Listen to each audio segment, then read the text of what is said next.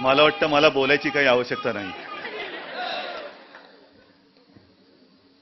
स्वातंत्र्यवीर सावरकर साहित्य संमेलनाचं हे रौप्य महोत्सवी वर्ष आहे आणि त्या संमेलनाचे नवीन अध्यक्ष डॉक्टर फाटक साहेब, आदरणीय शंकरराव, आदरणीय शरदजी, व्यासपीठावरील सगळेच मान्यवर आणि जमलेल्या माझ्या बांधवांनो, भगिनींनो आणि मातांनो, बरेचदा असा माझा अनुभव आहे की शेवटचा जो वक्ता असतो त्याची अवस्था फार वाईट होते. आणि वाईट म्हणजे एवढी वाईट की मरे मी 5 मिनिटं जाऊन सुद्धा आलो. आपल्याला ती सोय नाहीये.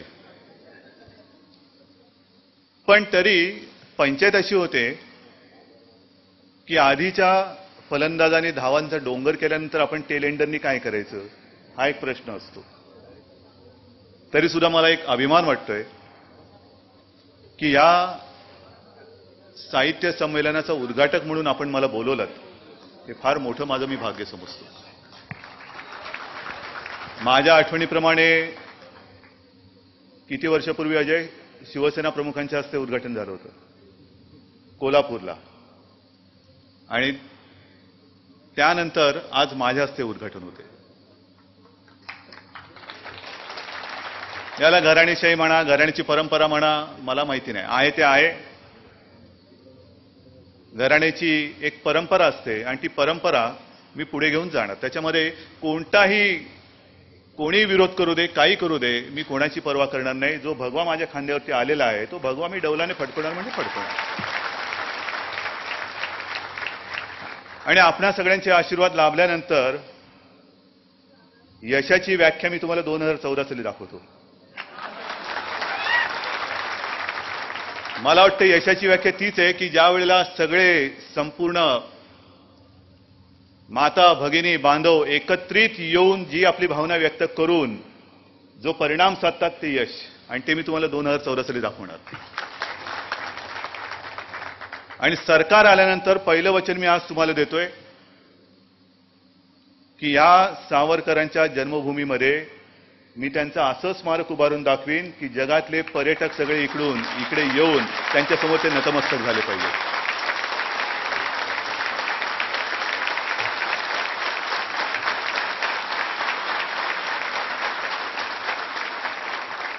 कारण हे आपण वर्णन करत बसतो आहोत. सावरकर किती मोठे होते सांगून काय ते आणखी मोठे होणार आहेत, ते आहेतच. ते मोठेपण आपल्याला कळले की नाही हा महत्वाचा प्रश्न आहे. त्यांना जे काय आपल्यासाठी द्यायचं होतं ते देऊन गेलेले आहेत.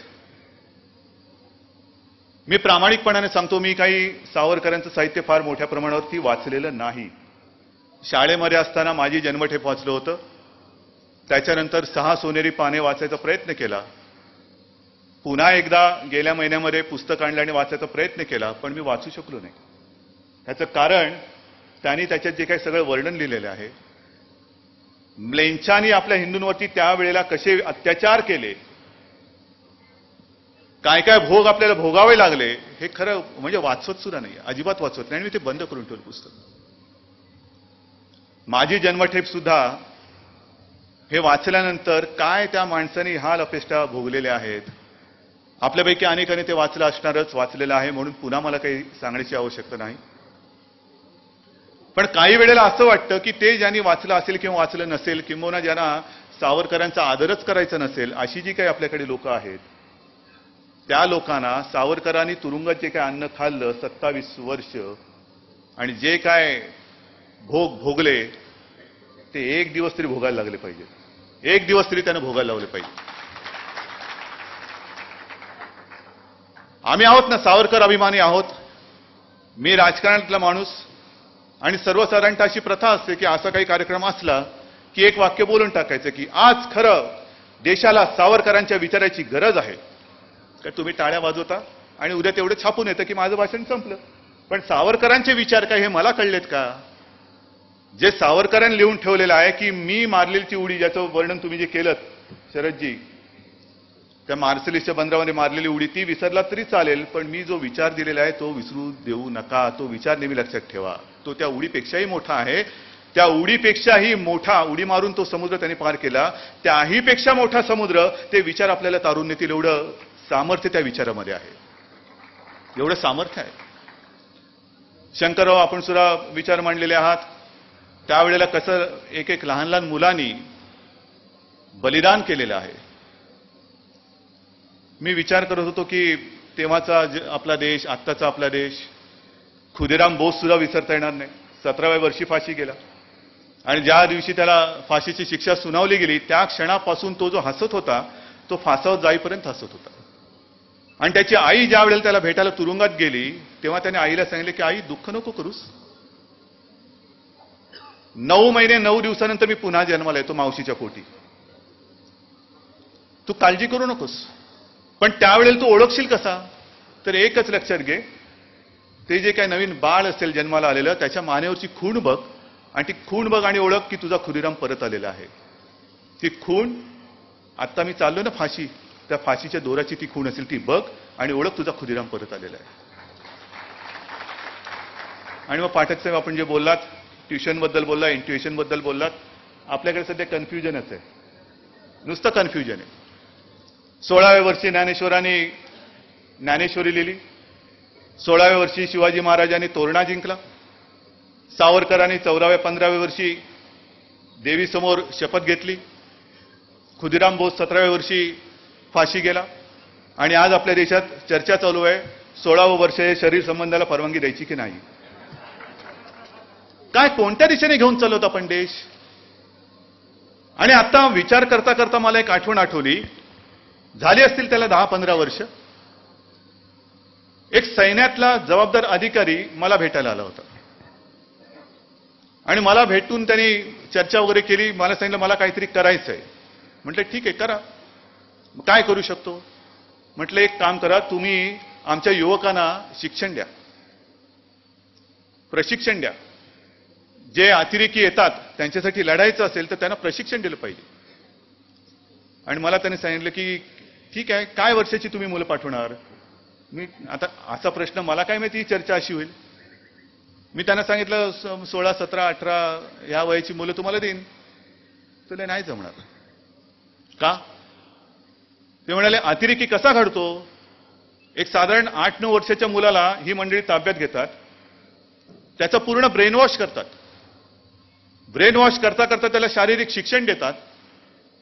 आणि जेव्हा 16 वर्षाचा मुलगा होतो तेव्हा तो पूर्ण तयार झालेला अतिरेकी असतो.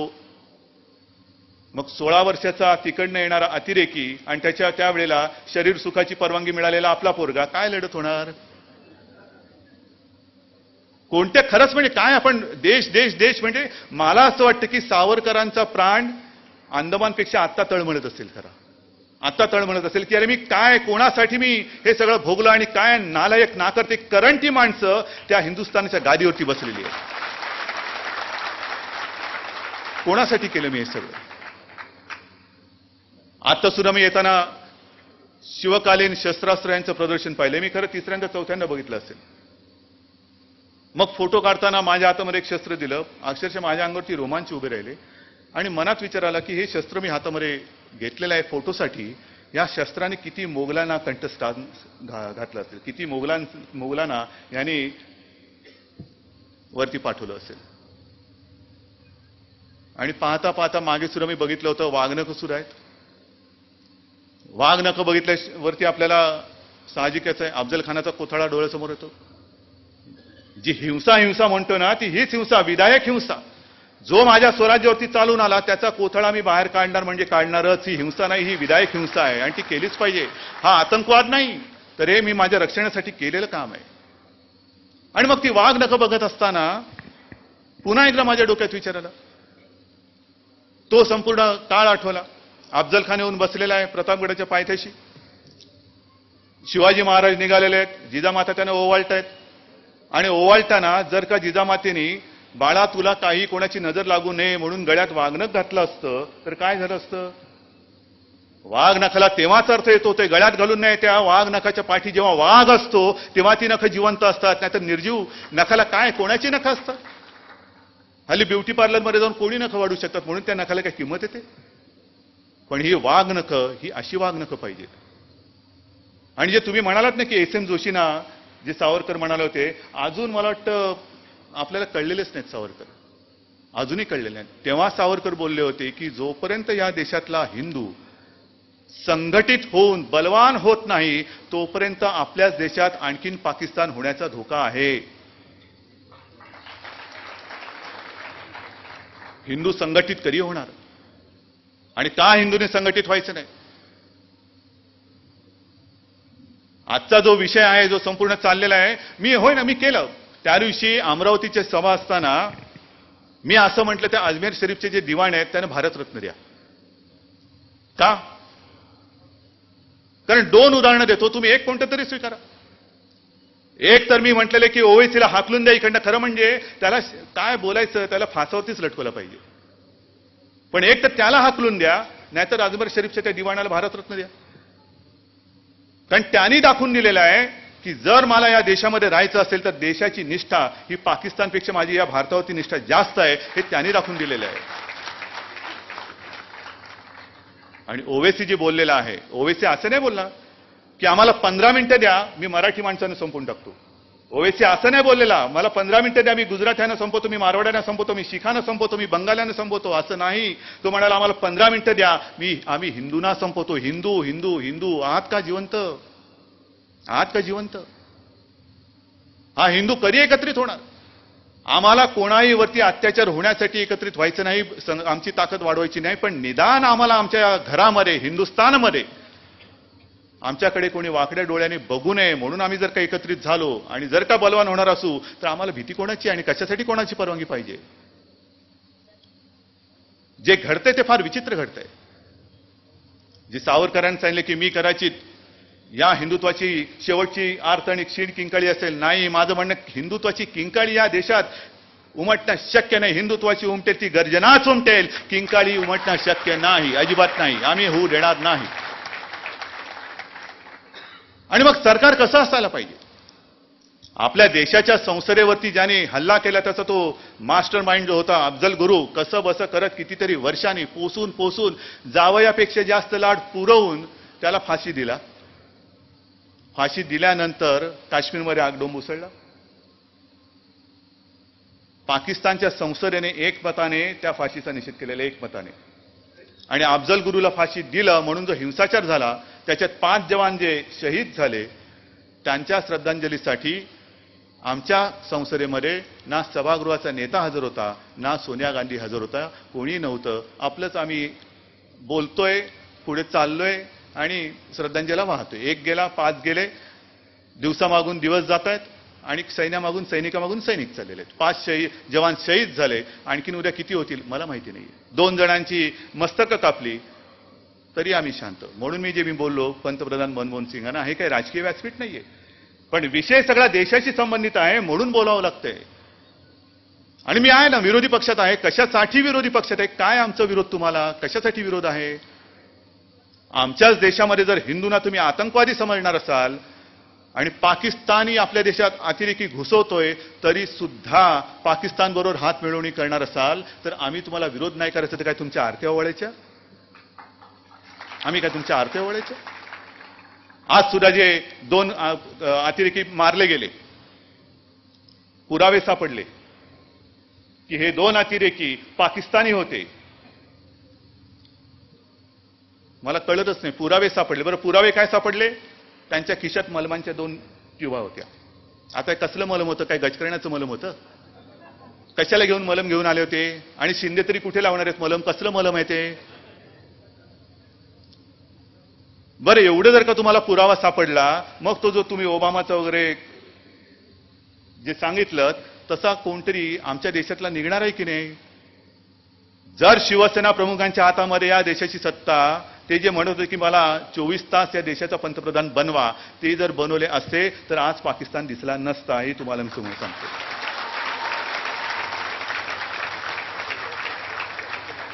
आम्ही विस्तारवादी नाही आहोत, अजिबात नाही आहोत. आपण सहिष्णू आहोत. सगळे येत आहेत. जसं पूर्वी ते ईस्ट इंडिया कंपनी आली बसली डोक्यावरती, राज्य करून गेली. आज सोनिया गांधी आलेल्या आहेत, राज्य करता आहेत. आम्हाला कोणालाच काही पडलेलं नाहीये. आम्ही विस्तारवादी नाही, पण निदान माझ्या घरामध्ये तरी तुम्ही मला नीट सुखाने राहू देणार आहात की नाही. आणि हेच सावरकरांनी सांगितलं. सावरकरांचं कोणतंही साहित्य जो मगाशी तुम्ही सांगितलं ना की त्याच्यामध्ये कधी असं स्वप्न काय दाखवलेलं नाही. स्वप्न दाखवलं असेल तर ते मजबूत हिंदुस्थानचं स्वप्न दाखवलेलं. एकच स्वप्न, मजबूत हिंदुस्थानचं. माझा देश, या देशासाठी जरी मरण आलं तरी मी ते पत्करायला तयार आहे. मारता मारता मरेन. आज आपल्यासमोर कोणी असे आदर्शच राहिलेले नाहीयेत. आणि म्हणून अजय, तुम्हाला आणि तुमच्या सगळ्यांना मी खास धन्यवाद का देतोय की तुम्ही धाडस केलं.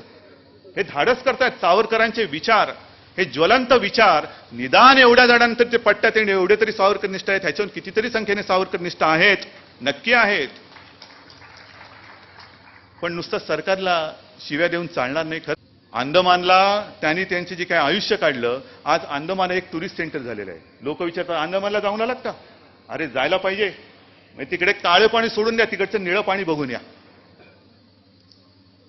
पूर्वीचा तो सेल्युलर जेल, हल्ली जेलमध्ये सेल्युलर फोन येतात. सगळे गँगस्टर असतील, कोणी असतील, फोनवरनं बोलतात एकमेकाशी, चालतंय. पण तिकडे आतमध्ये गेल्यानंतर पुन्हा सूर्य त्याला दिसेल याची खात्री नाही, किंबहुना दिसणारच नाही ह्याचीच खात्री जास्त. आणि तरी सुद्धा त्या सगळ्याला ते पुरून उरले. एकदा त्यांच्या मनामध्ये आत्महत्येचा सुद्धा विचार आला, पण आत्महत्या मी कशाला करेन, कशाला करायची. मारता मारता मरेन बोलल्यानंतर आत्महत्या करणं हा पळपुटेपणा आहे. आणि त्यांच्या समोर मी तर म्हणजे मृत्यूसुद्धा हरला. आणि शेवटी मला आठवतंय, मी कधी सावरकरांना पाहिलं नाही, मी खूप लहान होतो तेव्हा. पण माझे आजोबा, त्याच्यानंतर शिवसेना प्रमुख, आम्ही तेव्हा दादरला राहत होतो. संपूर्ण एक मुंबईमध्ये असा सन्नाटा होता ज्या वेळेला सावरकरांनी प्रायोप्रवेशन सुरू केलं. औषध, पाणी, अन्न सगळ्याचा त्याग करून टाकला. म्हणजे मृत्यू त्यांच्यासमोर हरला. आणि त्यांनी मृत्यूला सांगितलं, आता थकलास, ये आता, चल मला घेऊन जा, ये आता. अशी ही माणसं, हे खरी आपली श्रीमंती आहे. ही माणसं ही आपली श्रीमंती आहे. यश, श्रीमंती ही सगळी त्याच्यामध्ये लपलेली आहे. आपल्याला ज्या वेळेला आपल्याकडे असतं तेव्हा काही कळतच नाही, हे खरं आहे. आणि नाशिकमधनं सुद्धा कितीतरी मोठी माणसं, म्हणजे नाशिक तर मला नेहमी गंमत वाटते, नाव नाशिक, पण ते जगाला सांगते ये शिक, मी शिकवतो तुला, ये शिक. पण आम्ही शिकतच नाही. नुसते मग जयंत्या, पुण्यतिथ्या आणि असं साजरे करत बसायचं. जे थोडंफार इकडे वाचतो ते वाचायचं, त्यावेळेला बोलायचं. हे नाही चालणार, अजिबात चालणार नाही. मणिशंकर अय्यरनी ज्यावेळेला त्या अंदमानमधली ती वाक्य काढून टाकली तेव्हा देशात आगडोम उसळायला पाहिजे होता. आगडोम काही उसळलं नाही. नुसतं सगळे शांत.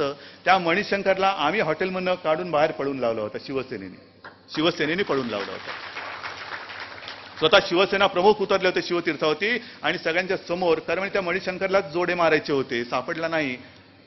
पण आपण सरकारला जोडे मारणार आहोत की नाही, का नुसतीच आपली संमेलनं चालू ठेवायची, हार तुरे पुष्पगुच्छ, आणि सावरकर हे असे होते, सावरकर तसे होते हो. तुम्ही कसे आहात, आपण कसे आहोत. आणि म्हणून मला असं वाटतं की ही नुसती परंपरा, हे नुसतं हार तुरे आणि मंडपवाल्याला काम मिळावं म्हणून हे संमेलन नाही. निदान एवढ्या जणांनी जरी शपथ घेतली की होय मी सावरकरवादी आहे, हिंदुत्व निष्ठ आहे, आणि सावरकरांना पाहिजे होता तो देश, तो हिंदू धर्म मी निर्माण केल्याशिवाय राहणार नाही, ही शपथ मला वाटतं आपण सगळ्यांनी घ्यायला पाहिजे, खरंच घ्यायला पाहिजे. आणि मी ती शपथ घेतलेली आहे. हिंदुत्वाचा झेंडा, भगवा झेंडा हा माझ्या खांद्यावरती आलेला आहे. तो मी फडकून दाखवल्याशिवाय राहणार नाही, फडकून दाखवणारच. काही करेन, वाटेल ते करेन, पण फडकून दाखवणार. आणि सावरकरांना जी त्यांच्या नशिबी आपल्या स्वातंत्र्यात हेटाळणी आली होती त्यांना मी गौरव मिळवून दिल्याशिवाय राहणार नाही, हे एवढंच वचन मी आपल्याला सगळ्यांना देतो आणि आपली रजा घेतो.